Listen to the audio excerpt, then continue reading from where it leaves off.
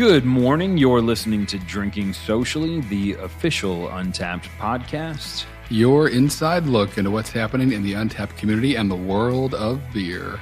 I'm John, and this is the most exciting episode we've done yet, mainly because I got to use a chef's knife and a spoon to peel ginger and cut and mince all kinds of beer mise en place, because we're bringing a French press and a chase for flavor to the episode today. Is largely credited to Sam Calagione and team over at Dogfish Head Brewing. It's an infusion episode. And I'm Harrison, and I'm looking at a lot of food and beer. It got real artisanal up in here, prepping for the podcast, blending and infusing, all in the name of beer and science, and a little magic, the magic of adjuncts. A spell the beer world. Sammy's been on there for quite some time. We're going to look kind of behind the curtain today, see what those tasty wizard brewers out there have been up to. But first, Drinking Socially is released every other Wednesday morning. It can be found at podcast.untappd.com. Or wherever you listen to podcasts. All right. We're here, John. So this is it. This is a real change of pace on this episode. Harrison and I have decided on using a dark beer and a light beer for infusing these flavors. Yep, correct. And we got a bunch already lined up. So beer number one, right? So we're going to start with the dark one first because we're feeling wild today. American Stout, 7%, and we got I think 3 different versions of it. Is that right? There's 3 in the chamber, okay. I think. Right. Let's start. Actually, Harrison had a great idea. Let's just start and taste this base beer. We're intentionally leaving the beers anonymous for this episode, with the idea being there's no rules here. You could start with a base stout. You could start with a pumpkin beer. You could honestly do some really cool stuff with a cider. Right. The idea is we're gonna kind of get ourselves familiar with this stout. And then see what happens when we let coconut and cinnamon sit in there for an hour and a half. All right, so let's start, with the beginning, the base beer. All beer is good. Yeah, I know, right? That is nice. So it's definitely got like some kind of nice hits of coffee, toffee, a little bit of roast note in there. Very drinkable, even though it's 7%. It's dark through and through, really clear. Good, I don't know, the head on it is dark as well. Yeah, dark tan. Puddingy. Mm-hmm. Yeah, and it's definitely dry. It finishes dry, like that roastiness. I get that. It kind of keeps going. Like a good black coffee. Exactly right. The only kind of drink. Sorry about my coffee orders in advance. Mouthfeel really, I guess maybe even, I don't know. I want to say like harsh in a bad way, but more thick, warm mouthfeel. Yeah. And the flavor hits me first off with coffee. Yeah, me too. Definitely, some coffee hiding around in here. So excited to see how that changes now with time and flavor and infusion and all that jazz. So let's get to it. What's first, John? What do we got here? Well, first on the completely random order. Honestly, if I had it to do again, we'd start with a light beer. I know. It's okay. It's all in the past now, or the future, or whatever. First up, let's do a coconut and cinnamon infusion. So we got, this is all the same dark beer. This one we put in a French press, which is just like a way to sell you coffee for $2 extra. That's right. It's, I don't know how to explain it. It's usually a glass vessel that you fill up with coffee and hot water, and then there's like this giant screen you plunge down to the bottom. Yeah. So you end up pouring out coffee, and you make it to this really, it's delicious coffee. Sure. Indeed. So the idea here is we've put cool stuff in that French press and then filled it up with beer. We plunged all the cool stuff down to the bottom, and we're left with, in this case, the same base stout we've got, probably about a quarter cup of toasted coconut and 2 Ceylon cinnamon sticks, because I'm a culinary nerd, and that's the only real cinnamon in the world.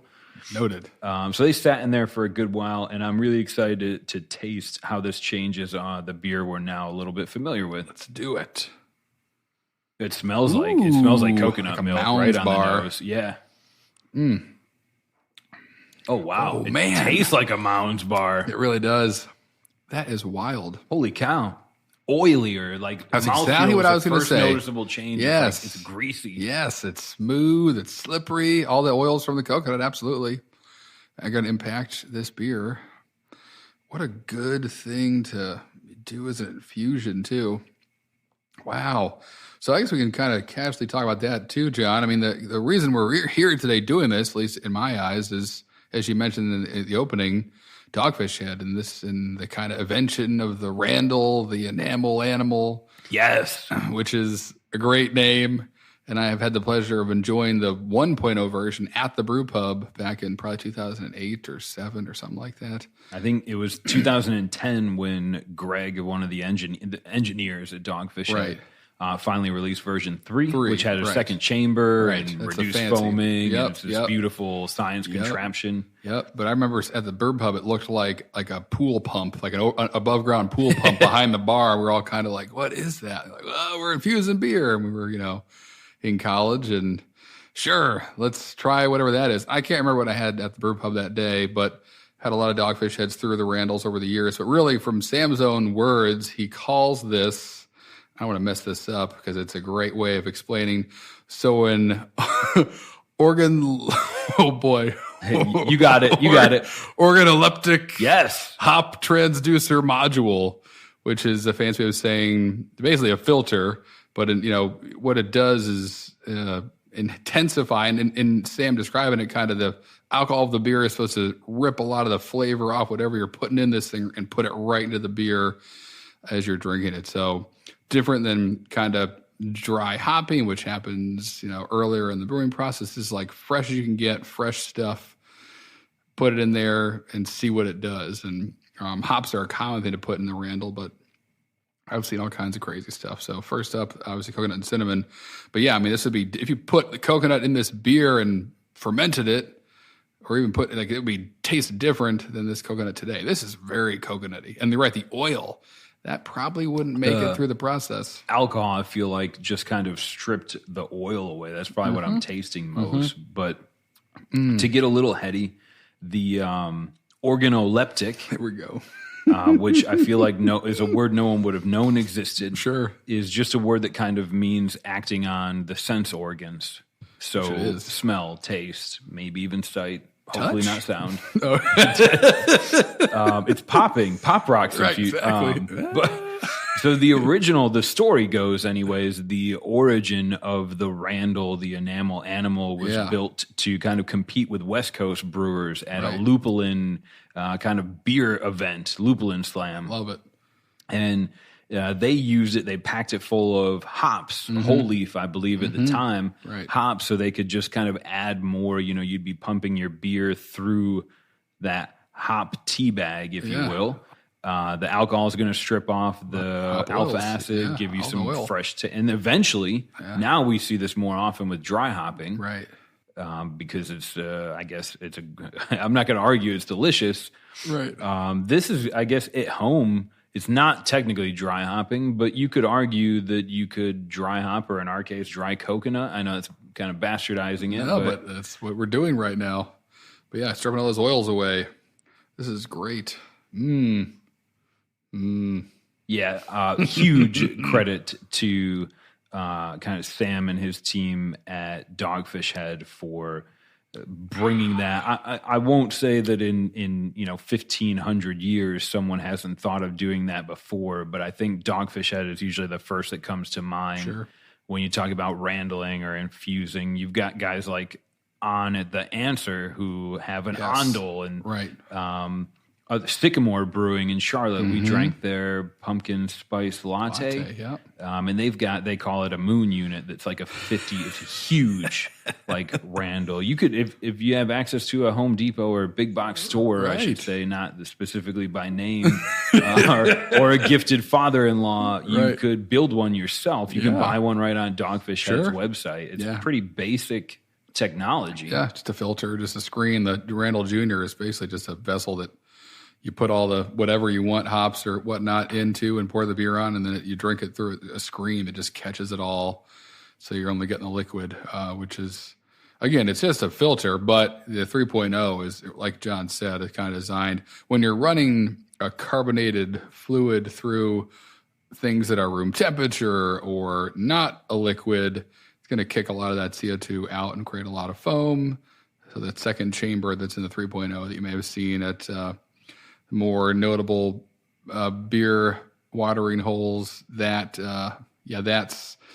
some pretty heady stuff. But definitely today we're doing the home brewed version, if you will. Well said. Of all this, which is great, really all you need. But I like this first one. This is pretty good, John. Let's hope the next one lives up to it. I had a great really time. Curious about this. Kind of grocery shopping. Yes. My wife was getting ready for holiday shopping, and I was walking around the store like a child.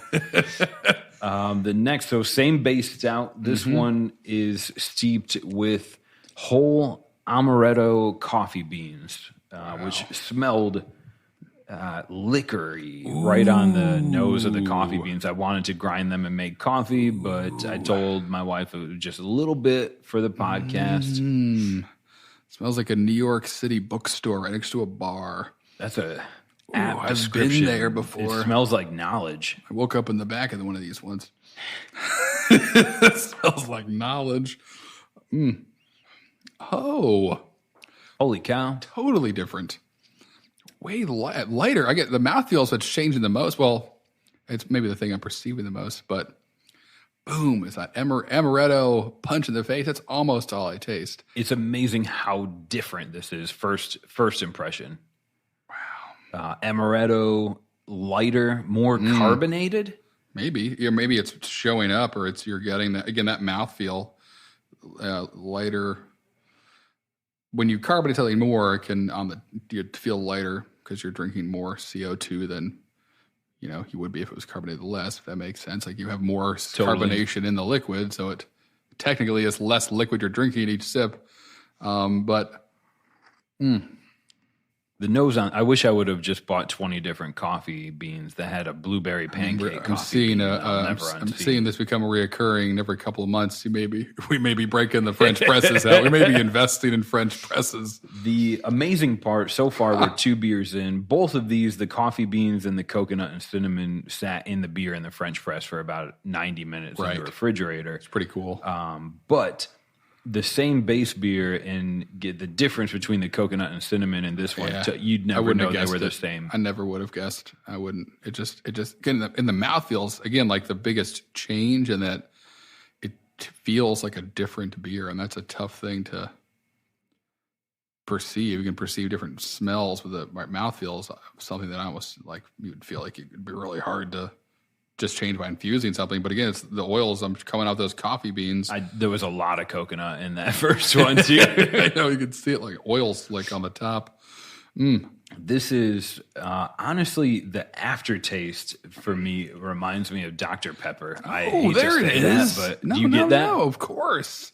That's like if you know someone who's been homebrewing for like 20 years, they've probably, that was like an OG homebrew trick, was like if you want to spice up your stout, just open up a liter of Dr. Pepper and let it, decarbonate, and then put that in the boiler when you're done and ferment on that. Yeah.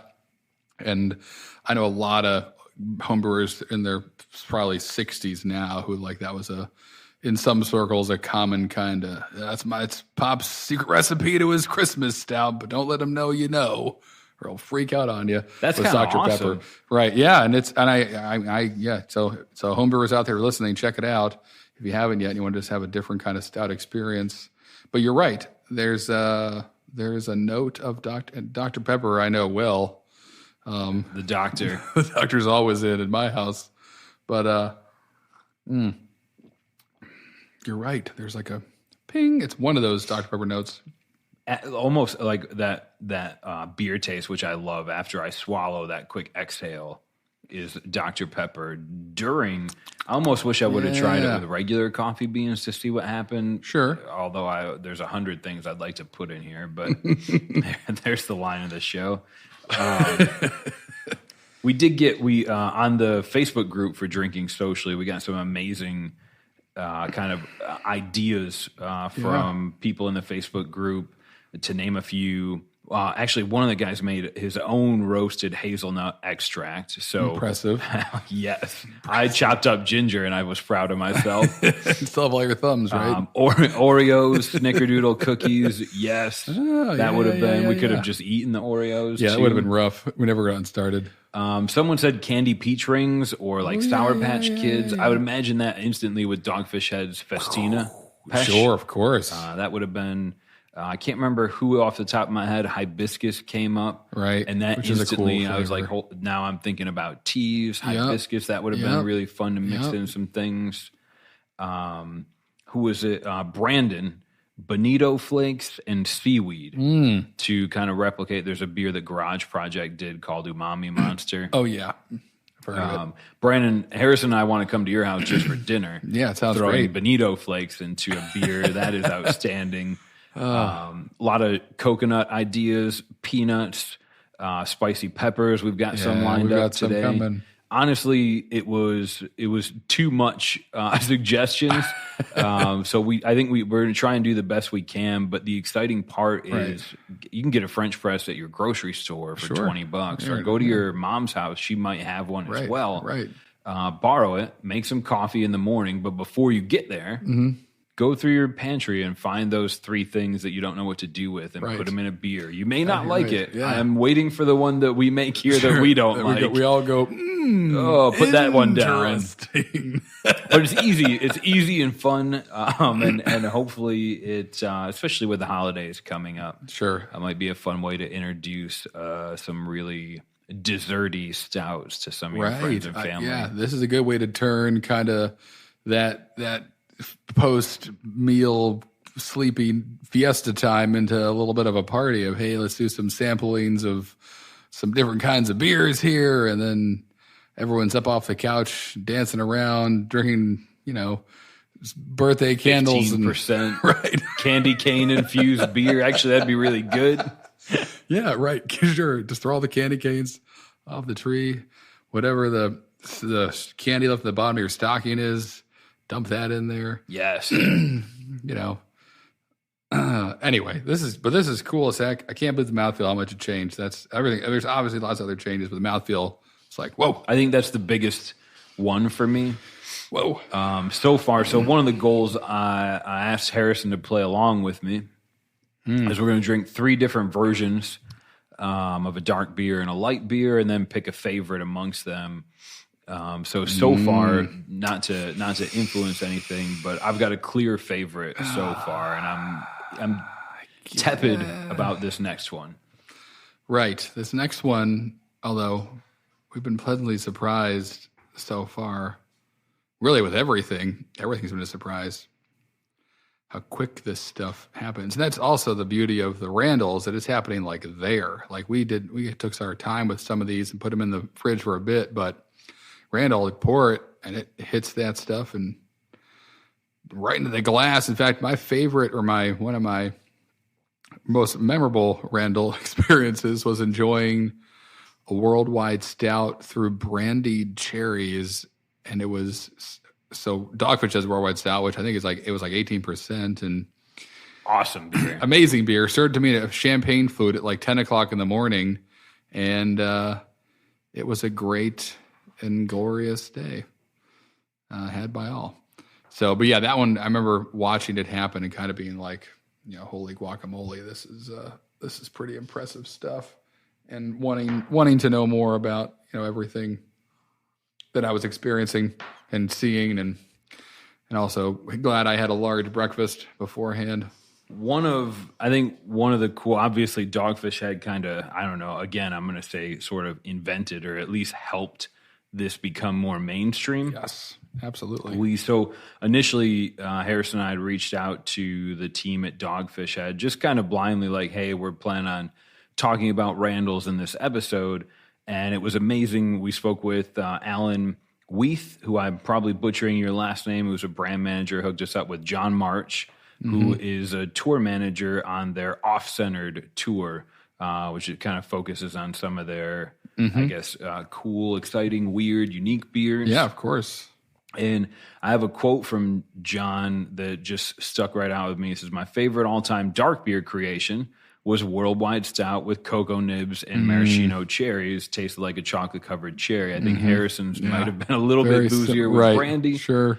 But then he followed it up with, I think, the best creation we've ever made. If you're listening and you can do this, I'm jealous that I wasn't able to get one, but it's on my list. Midas Touch from Dogfish Head, infused with mint and lime slices. Ooh. They called it Midasito, and it was phenomenal. That sounds delicious on a nice hot summer day. Man, yeah, we'll do that. I imagine this is not the only infusion episode we'll do. I think it's going to be a reoccurring event. Something fun to try, definitely. Yeah. And I think that kind of initially, I guess for this run, I was kind of pushing and saying we should do very kind of just base, not generic in a bad way, but just the beers aren't the highlight of this show. Right. And something like Midas Touch, I would have never thought to do. It's got, it's almost like a mead.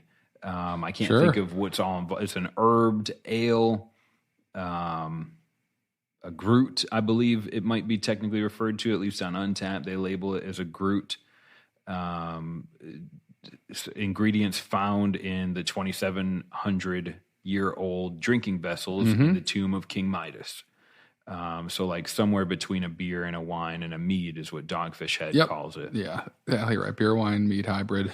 That's not where I would have started to add things to, since it's already a little bit on the unique setup. But I could imagine, having had that beer before, that if you put mint and lime in there, man, that would be outstanding on a warmer day. Oh yeah, 9% ABV too, so it'll get you going. If you got any laying around for Christmas, right? Skip the rum. Just have a Midasito. Midasito. I hope I'm saying that right. Yeah, like both John and Alan were awesome to talk to. Yeah, that was cool. I know John is listed as having spent hours in research and development. So tough stuff. Someone's got to do it. Once it's your job, it's no longer always fun. But I feel like R&Ding what things to put in beer might not be terrible. Yeah, for Dogfish Head especially. And really great guys to talk to. Awesome team over there. They were really welcoming. So really excited if this turns a couple people on to the idea. Check out their website. Right. I think there's actually a list of like great infusion ideas in there as well. There's a great infomercial about it too, which will get to you guys somehow, of Sam kind of pitching and talking about the Randall and what it does in a lovely infomercial kind of way, channeling his best Billy Mays, and it works. Anyway, this is all right. What's up? What's next, John? Next one up. Got more. It's coming. Kind of redundant, but I couldn't keep the cinnamon stick out of it. This one is primarily graham cracker and cinnamon in our base stout. It's got about a 45-minute infusion, and we're basically just replacing the coconut with graham cracker. I'm really curious to see how this comes through in the beer. If it's a fail, we'll find a way to do an extra one and we'll supplement it. But I don't know. I love graham crackers. Me too. And there's pieces of them floating in here, which I don't mind at all. That's good. Ooh. Holy cow. Oh my God. Again, every time. Man. Wow. It is like Didn't expect that. Neither did I. I mean, it's it's somewhat obvious that you put something in, you put food in something, and it's going to change the way it tastes. But I don't know. I guess I'm impressed at how fast it happens and how it really just blends in with everything else, like it's always been there. I think that's what's kind of getting me most excited. Is it feels like, again, if I didn't know any better, and I close my eyes and I open up a can of this beer, I'll be like, "Oh, cool! I made a graham cracker stout." They must have added that in the boil and have all kinds of questions about what went into making it blend so well. And here we just did it in less than an hour. And I can easily understand why a brewery wouldn't do this, because there are big, not objectively big, but there's some decent pieces of graham cracker in here. You can filter that out, and that's not, that's the other thing too, is that we're drinking this right now fresh, which is great, but you can't you worry about contamination at one point, some point or another. Like you can't just keep infusing things and keep them in open French presses in your fridge and hope that nothing grows in there that shouldn't. Like, very true. You should really just make it and drink it and move to on. order. Right. You don't want to sit on these things for very long, because that is where, why you add these things to the boil is because you want to sanitize them, pasteurize them, things like that. Yeah, that's a really good point. I think if I was I think I saw a few home brewers that had set up some, I'm going to just say professional grade Randalls as part of their operation. But for a setup like this, you would have to be really careful about some of these particulates getting into your beer and canning it, and shelf life just ruining it. And I mean, essentially what a Randall is a hopback or a torpedo, which is Sierra Nevada's name for it, and hopback is a more universal, but something that Trogs kind of made famous, their hopback amber ale vessel, usually stainless steel, that you would traditionally put hops in and shoot it into the beer to dry hop it. Whereas this is taking that process and adding it at the end of the actual experience, like right at the tap. But like the concept is the same of getting, you do that instead of just dropping dry hops into the top of a tank, which is also a perfectly fine way to dry hop something. But the idea behind torpedoes and hopbacks is that it gets like way better, like the beer goes through all the hops, it's better coverage, it grabs more aroma that way, and so on. But like the actual, what is going on is the same process, just at a different point. Is that very dissimilar to like adding a syrup to a Berliner? Well, that like after you have your base Berliner, and then there's a bar that might have like a blueberry and a raspberry syrup. This is actually that. I mean, we should. You're right. I mean, that's kind of like that's my next. That'll be the next infusion episode. Right. That may be the OG infusion right there. And I've done that. I'm trying to remember the name of the syrup. There's like one famous, grenadine. Belgian, no, it's not grenadine. That's my famous syrup. Right. The little, did you know there's alcoholic grenadine and non-alcoholic? Didn't know that. I didn't until the bar I worked at accidentally Shirley Templed the kid. ordered the grenadine alcohol. We made a bunch of Shirley Temples for some kid's birthday party, and the rest is history. But yes, there's a syrup, right, you can add. And I've had blueberry, raspberry, kind of like a generic berry one that is associated with a Berliner whose name is escaping me, but I'll think of it in a moment. That 1809, that's the Berliner that has some kind of syrup. Hold on, let's look at this and get the right info. You're right, John, because that's like essentially you're adding an adjunct to the beer as it sits there. I think this is Gaber Waldemeister, I think that's the one. Sounds pretty close. Or Woodruff syrup. That's another one. That's it. That's the one I've had. Woodruff I have heard of before. So anyway, there are a couple different claims to this, but flavor with raspberry syrup. Yeah, so that's, no Randall involved, but again, same idea of kind of taking a base beer and changing it on the spot. The idea of that being just like rim the glass of a margarita with some salt and lime, enhancing that kind of olfactory experience. In a world where new beer is exciting and peanut butter fudge pony stouts are super exciting, hard to come by, wait in line, 250 bottles made. Like for me, I'll admit, first off, the harder it is to find, the less that it exists in the world, the more excited I am to try it. Sure. But this is an opportunity to do some really easy made, unique stuff to just was it Fuller's Porter would be a great one to add some whiskey soaked wood chips to. Now we're talking. And maybe a couple of cherries. Mm-hmm. Yeah. Ooh. And ciders. Honestly, I'd really like to add a whole bunch of like red hots to a cider. Yeah, me too. It's really kind of endless. And you're right, there'll be some dead ends there, but I feel like more success, as long as you take a little bit of thought into it, than some barbecued ribs. Like, ooh, now you're talking. It's getting dangerous. Yeah. You're talking. Pork or beef? Try both. I can't remember who. I think it was Matt on the Facebook group said just add a bunch of pretzels to it. Worst case scenario, you save yourself the time of eating pretzels with your beer. I can appreciate that from an efficiency standpoint. All right, that's like the old, was it Smucker's jar that had the peanut butter and the jelly mixed together? Yeah, I don't know if I can say it, but it was, I remember it being called Goober Grape, we'll say. It was never good to make a peanut butter and jelly sandwich out of, but something about the separation of peanut butter and jelly. But at the same time, eat with a spoon. Maybe just a good peanut butter jelly gazpacho. It was just marketed the wrong way. And shave it with a spoon and once frozen. And honestly, I would imagine it kind of makes you think of beer like a home brewer. I mean, you may try adding peanut butter and jelly to your French press. I wanted to. I just couldn't figure out how to make that work. That's the last thing you do with it. But if you added powdered peanut butter and a whole bunch of fresh raspberries or something, then you might be getting closer. Yeah. Yeah. Can't hurt to try. Nope.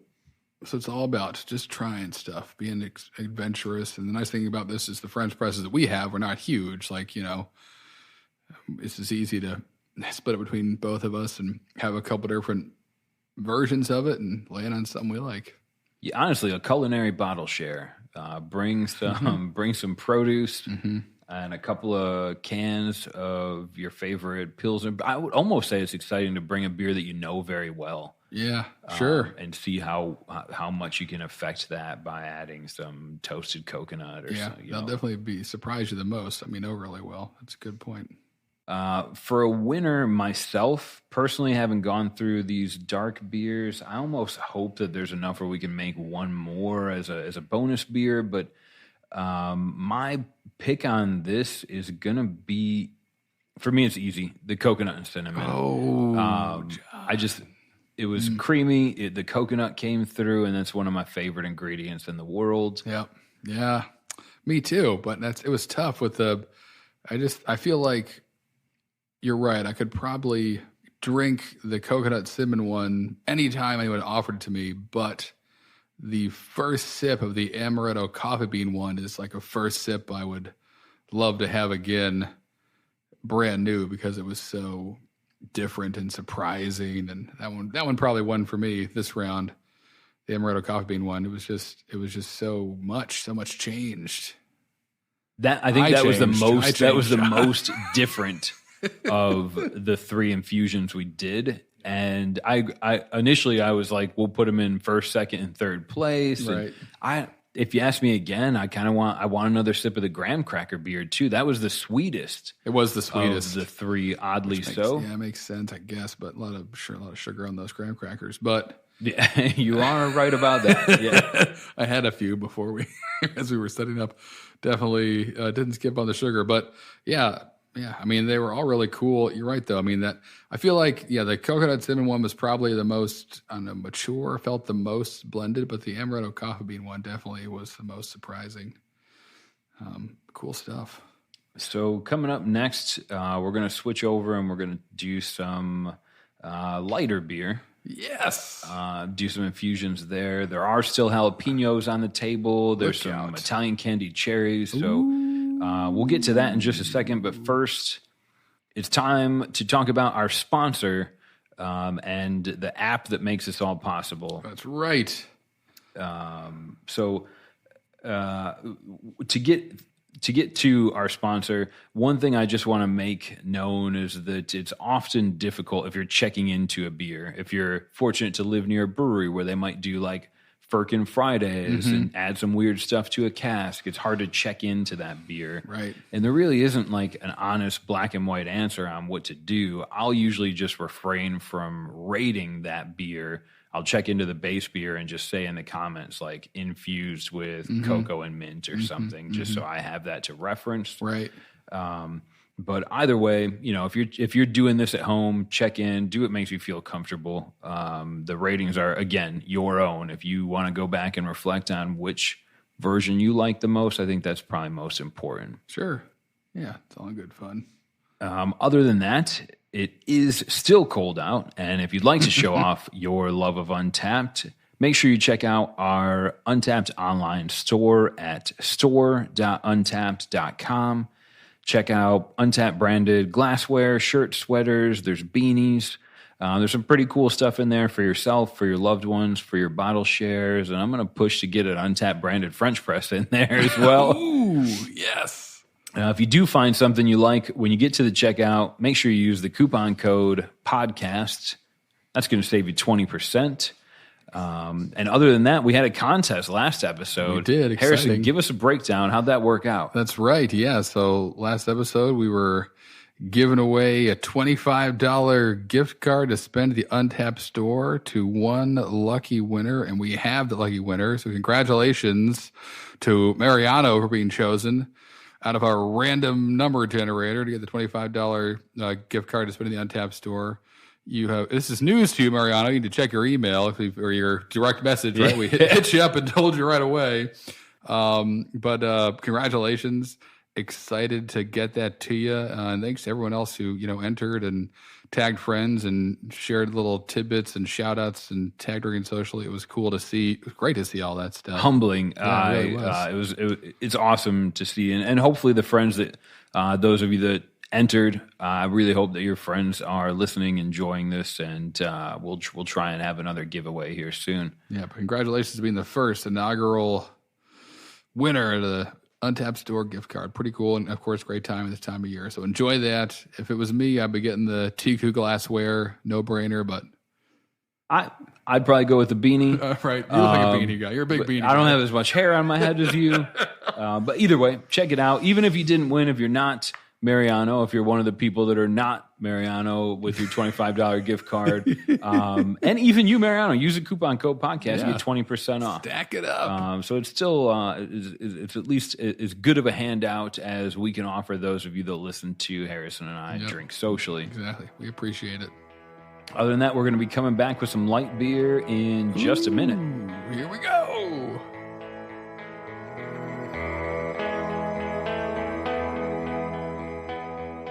Okay, coming back, we're going to talk about light beer.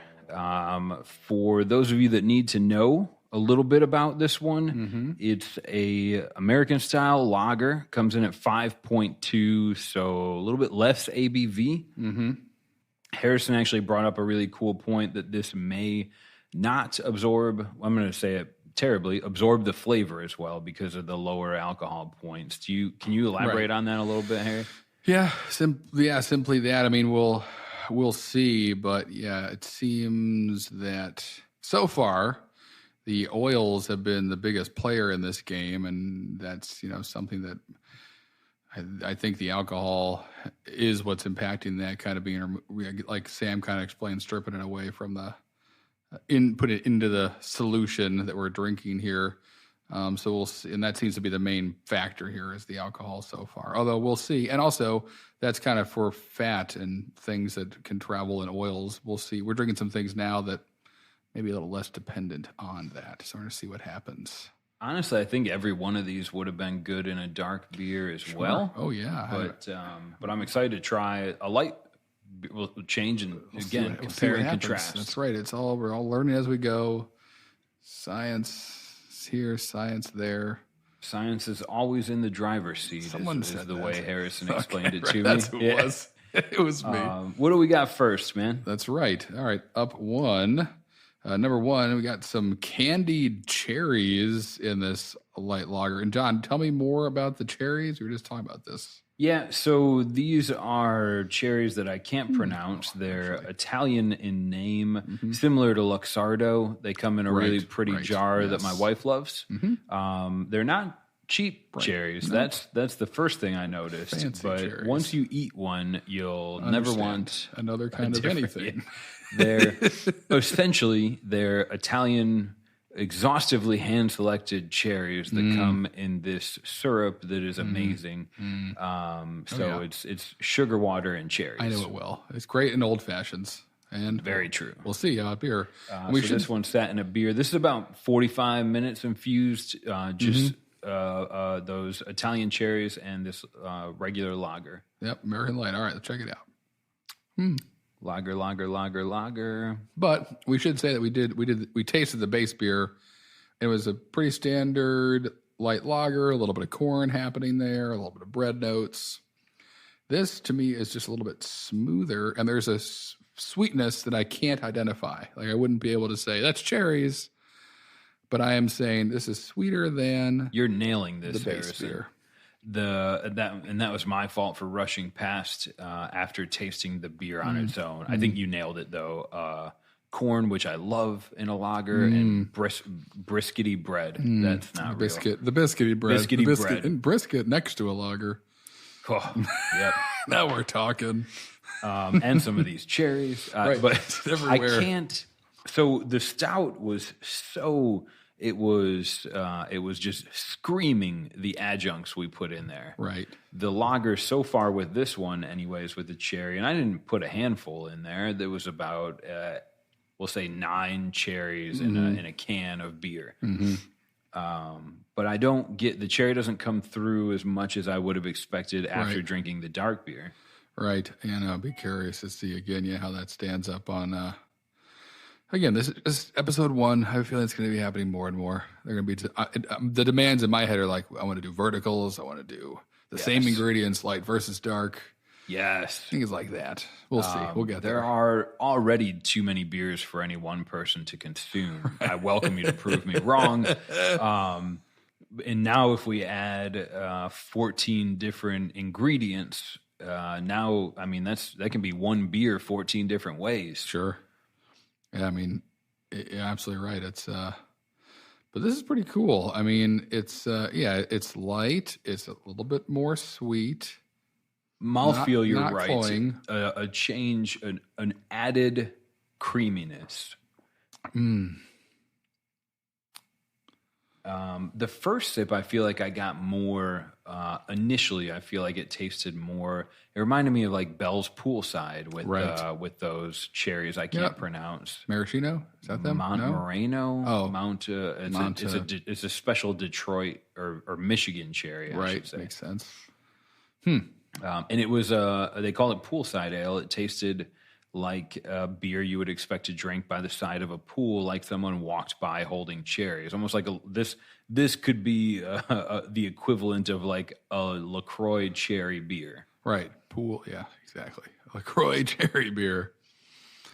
Yes. I almost wish I would have had some mint to put in there with the cherries, though. Ooh, that's it. That's it. I think John over at Dogfish had nailed it. Mint infused in your beers. It should be everything you're doing this summer. Yep. Montmorency. Tart Thank you. cherries. Cherry juice. Pool time ale from Bell's. Montmorency. Montmorency. One word. Grown in Traverse City region of Michigan, up towards the top of the mitten. On the way to the top of the mitten. Oh, okay. Those of you familiar with Michigan will know that reference. The mitten. They recommend having it with roasted chicken, macadamia nuts, arugula salad. Love it. Only available May through or April through May.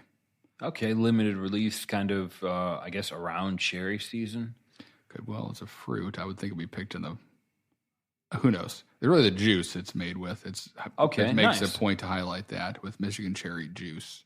So that could be anytime. I thought about maybe doing juices with beer, but now we're blending, and I think that's enough of a different thing. Could be. Where we do a blending. Maybe we mix a dark beer with a fruit beer and see what happens. That could be fun. Are we creating a blendery on air right now, live? Never been done before. Here it is. Maybe. It probably has been done before. Yeah, you're right. One thing as we're drinking this first run iteration and putting a few more minutes on the next ones to come up, I kind of grabbed on to what was a try. You try and Google things, right? Maybe you don't. I might do it too much. Some would argue. But I was trying to figure out, in Google's infinite reach, what was the first beer infusion ever? It's not documented. I can attest to that. But sure, I will make the position that hops are the first beer infusion. Hops, period, adding hops. The ones that kind of got adopted. And basically, as I traced the history there, for those of you that want to use this as an educational podcast, it was around 800 AD. Here we go. That hops started appearing in beers and breweries and notes about beers. Right. And then it was around much later, around 13th century, 1300, around Germany, that you'd start to see like hop farming and commercial hop farming become more popular. Up until then, there was a bunch of ways you would put bittering into your beer. Harrison mentioned this before, where you'd add rosemary and juniper. Bay leaves. Now these would be super exciting. You'd be a cutting-edge brewery if you did this. Bay leaves are intense. They taste like chicken soup. I was going to say, you're that unlucky scoop of chili that has a bay leaf in it. Yep. Don't eat that. That is not good. Right. You won't be able to feel your tongue for a week, but... About 200 years after we started to see hop farms growing, Germany introduced Reinheitsgebot, maybe a little bit closer there, around 1500, 1516, which is somewhat easy to remember somehow. This included hops as one of the 3 things that you could put into a beer, and this was like the purity laws is called. Sure. This happened before we even knew what yeast was. Still magic. So we've been making beer for, based on this timeline, 800 years now. We don't really know what yeast is, which is arguably crucial to making beer. It wasn't listed in Reinheitsgebot. It was just you could have hops, water, and malt, barley. Yep.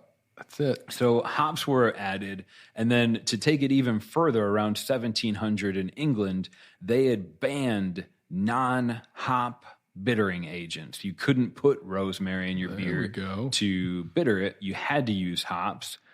The suggestion is that was largely a movement because there was a tax. It was a penny per pound on hops that would go towards we'll say the government. Yes. So this move kind of led to hops after 1700. That was like the political move that kind of grew beer into what it was when it hit the Western world, where hops kind of took hold as the 4th ingredient in beer. Yeah.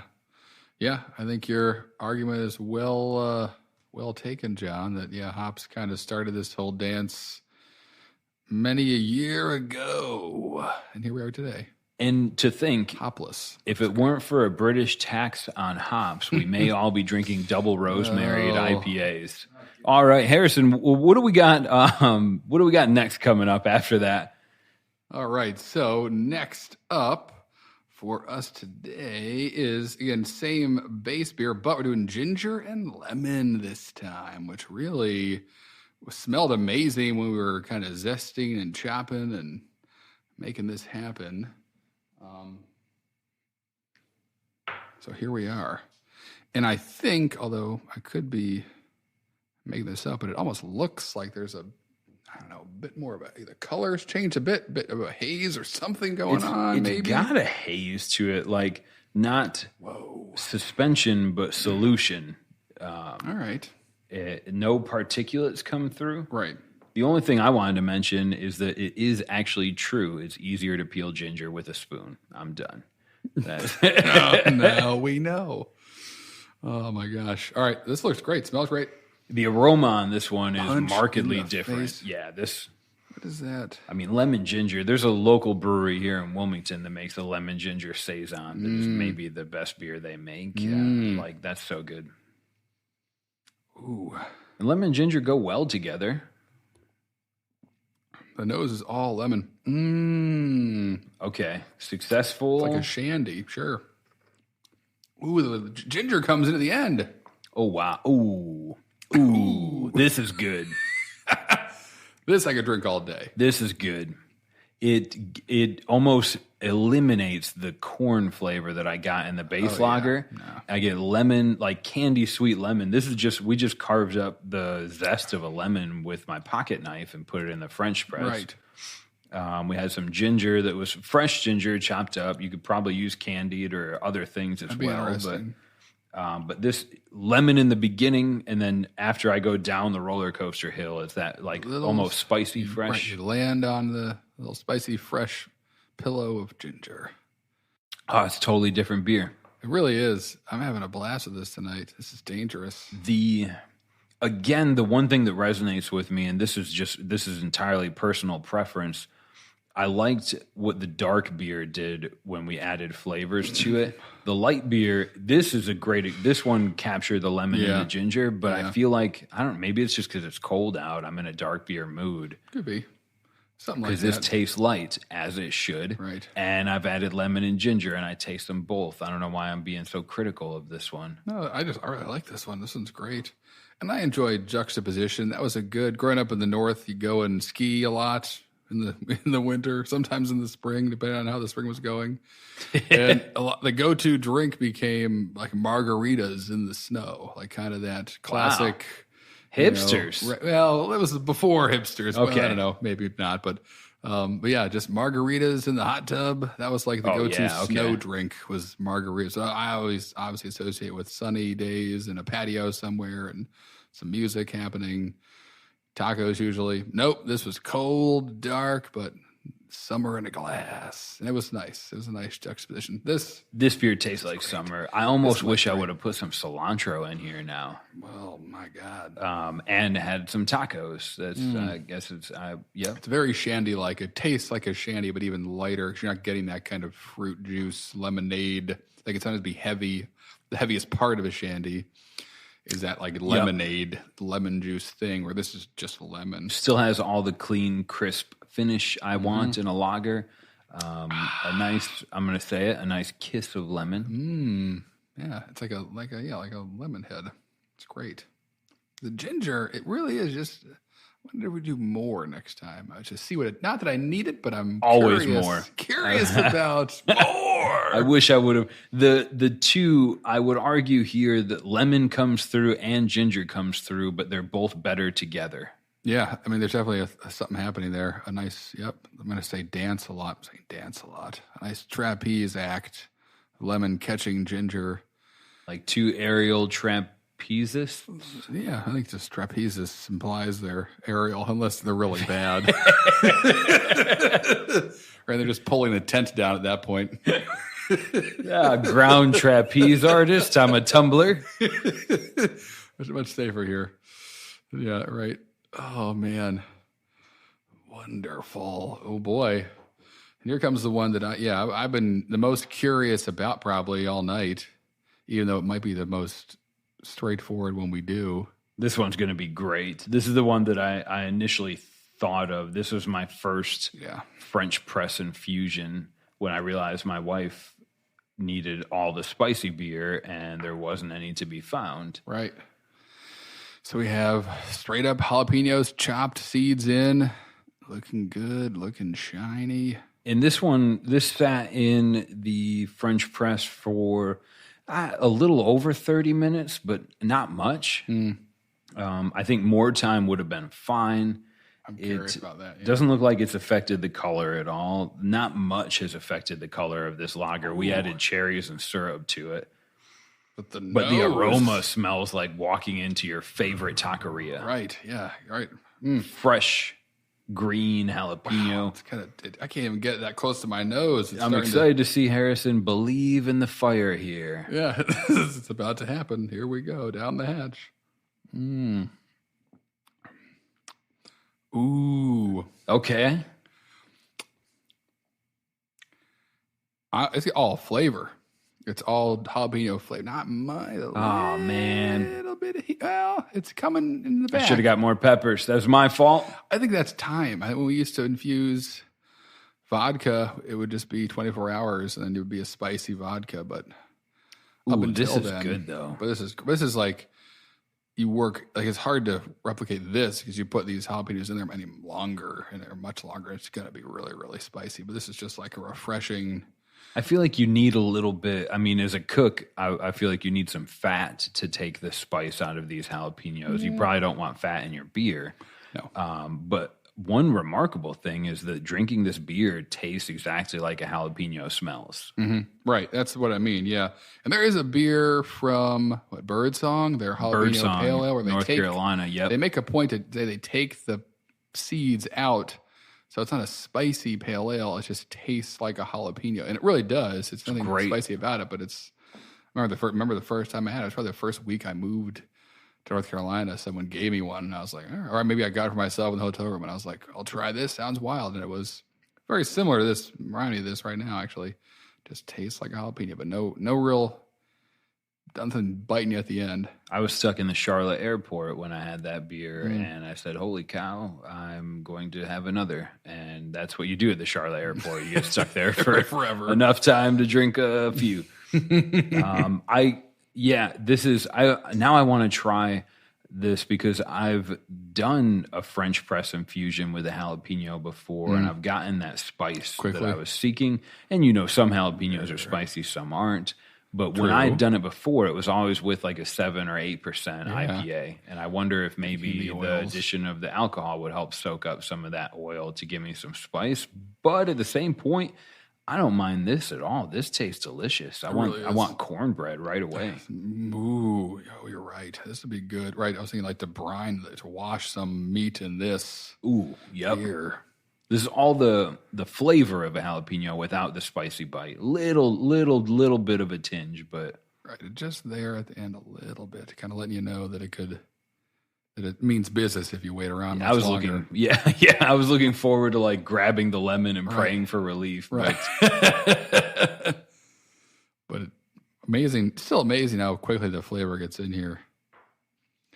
But very interesting to know that how quickly how it really is the flavor and not the heat. Makes me wonder about other kinds of peppers, about time. Is it an hour, 2 hours? Does it have to be 20? How long did it take before the heat shows up? That's where the vertical comes in. And I do think it is 2 hour jalapeno, a 6 hour, a roasted jalapeno. We could fire roast them. I think we owe it to science. Okay. It's going to be a messy, yep. Yeah, it won't be pretty. These French presses, one thing I will say is don't use this on the French press that you drink coffee out of every day. Surprise. Or have a dishwasher. One of those two things you're going to want, especially with the graham crackers. That took 50 pounds per square inch to push that plunger down. You let it have it. Rounding out the light beers here, we've had Candied Cherries, we've had ginger and lemon, we've had jalapeno. For me, I pick this jalapeno beer without question. I was excited for a little bit more spice, but I'm not going to take anything away from this. This makes me want to eat food. Yeah. And not everything makes me want to eat food, I guess, to be honest, but the flavor of a jalapeno is so respected in this 5.2 light lager. I would gladly drink this on a hot day by the poolside. Right, I know. And I think for me, the ginger lemon's going to take home my blue ribbon. If only for, I liked it a lot, and I could drink it any time of year. Hot tub after skiing or in the dead of winter to remind me of summer days or poolside kind of pre and post nap, but all were good. And you're right, this jalapeno one, it has me thinking about this and what we can do with it next time, which is always good when a beer makes you think. Not too hard, but just a little bit. Yeah, enough to wonder sometimes how they got that flavor there. Right. What would have happened if I would have put jalapenos in with the gingers and the lemon and some cherries and everything. At once. Someone suggested s'mores. I think I remember seeing that on Facebook. I love s'mores. I was a little nervous about putting marshmallows or marshmallow fluff in here, but Harrison's convinced me. Maybe coming soon. We'll see. A couple other things from the Drinking Socially group. I always like to just kind of wax on some of the things that caught my eye. The one jumped out at me. Anthony, his father-in-law, went over to Buffalo. Great city. Yes. Awesome. Wonderful city. Full of life and vigor. It actually is a good city. It just, I'm from there, so I'm a huge proponent. But his father-in-law brought back some Sierra Nevada Celebration across the border, which is a 6-minute drive from Buffalo to Canada. Yes. And as soon as I saw Sierra Nevada Celebration, I knew Harrison at least had a cool sentence or story about that. Thought of me. Well, this that I finally had. You may have seen me check it in the first of the year. I try and wait.